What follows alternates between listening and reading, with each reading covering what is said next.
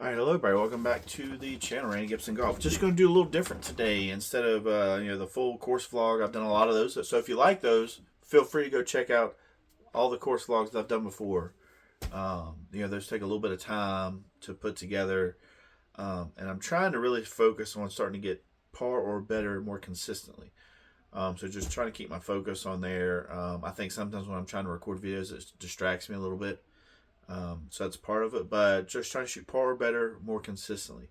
Last weekend I was able to shoot 67, which was really good on an 18-hole stretch. Today I played the front nine at my home course where I played like 90% of my rounds, and did well. Shot a 33 par 30 on a par 35, so 2 under on the front nine. Birdied both par fives. That's really what it came down to. The new thing there on the par fives on the front nine is where I'm hitting my driver far enough to get over some of the trouble that before I was previously hitting into the trouble. That was like just wrecking my round on the front nine. I would be able to make up some ground on the back, but I was just killing myself on the front nine with these double bogeys on the par fives. I was just driving myself crazy. So nowadays, like I'm hitting my 5 wood more off the tee on more of the par fours, staying out of trouble, keeping it in play, giving myself a shot to get around the green where I can chip it, because I'm really good at chipping and putting.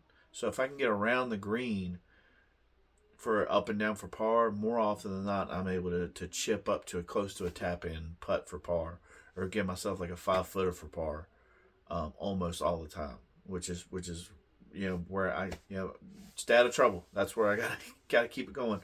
So today is pretty stress free. Par four, 295. Hit my 5 wood. I was kind of going back and forth.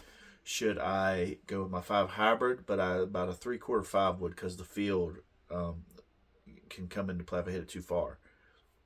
So 5 wood had a nice 60-degree wedge right to the front of the green. Was able to chip up to a tap in about a 3 footer for par there, which was nice. Hole number 2, which is another par 4, about 313. So I just hit my 6 iron. Leaves me with about 115 in there most of the time. So that's what it was today. Hit a good 6 iron, so it left me with about 115. About a 54-degree wedge right off the back of the green. So I just barely touched the chip shot because the green slopes away if you get over the back. Roll it up right next to the hole, so a nice tap in par there. Par 3, which is a 165. And when I first started playing this, you can see in my older videos, I was used to hit my 6 iron a couple years ago on this hole, and I've just gradually keep working at it. I'm hitting my 9 iron on this hole now. Hit the green 165, which seems to be like my 9 iron distance, which is kind of crazy, but starting to get used to it. Trying to take advantage of that.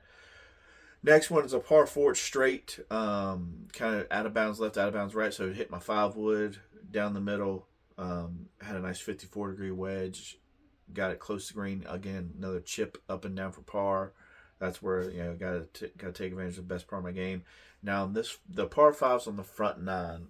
I'm starting to be able to hit my drive good enough, long enough, and straight enough to where I can kind of cut the corners on these par fives on the front nine, and that's been the difference here the last three weeks or so. Where I hit my drive exactly where I wanted to and controlled, not overswing. Just that's how I hit it now. So, and the confidence, so that helps. But left me with about 200 into the green. Hit my 6 iron right beside the green. Chip up and down for birdie, which was good there. The next one's a nice par 3. It's about 185, but it's pretty downhill. So I hit my 9 iron right off the edge of the green, so just barely touch a chip shot to get it roll up by the whole tap in par there. The next par 5, I hit it into the left rough. Didn't hit as good of a drive, but then again, just playing it smart, not trying to hit the hero shot. I hit my 8 iron, which left me with a nice like 50-yard pitch. Hit it perfectly, hopped up onto the green, tap in birdie on that one, which was exactly what I wanted to do. With my chipping, I gotta give myself a chance to chip. Don't try the hero shots with my irons, because that's probably my weakest part is my iron game play. But as long as I can just get it around the green, that's really what I want. Just to give myself a chance for a chip up and down, either for birdie or up and down for par. And that's my mindset here, kind of going forward, especially on the front nine. The back nine I can kind of take advantage of with my new distance this year. The front nine, it's tricky. It's tight. You don't really need to hit that far. So that's the problem. I was hitting it into trouble a lot of the time. Now I'm able to kind of navigate it and play it a little smarter, give myself more chances there on the front nine. So we'll see. You know, the fight continues. You know, going to keep working. You know, I play a lot of 9-hole rounds most of the time. I'm going to try to play my buddies at a, you know, they're going to do a 2-man scramble against me. See if I can beat them. It's 2-1 right now, so I'm starting to play better now that I'm hitting my stride after May in the wintertime. So going to try to keep it up. See if I can, you know, we can connect again and put it to them. But yeah, just getting there, getting consistent, hitting the ball, getting out of, you know, staying out of my head with my shots and just swinging the, you know, the swing that I have. It's proven to be good enough. Just don't, you know, just again, just worry about the consistency, and that's it. Not even worry about it. Just confidently get up and hit the ball, and that's, you know, course management is kind of the key to my game nowadays.